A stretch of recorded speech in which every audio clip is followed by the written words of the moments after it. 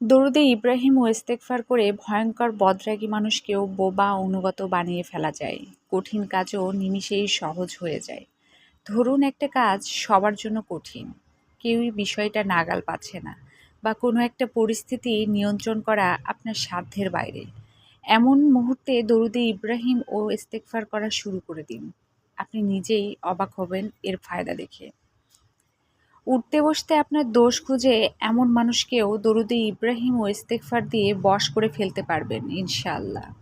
যাকে সবাই ভয় পায় এমন মানুষের সামনে আমি দরুদে ইব্রাহিম ও ইস্তেগফার করে গিয়েছি।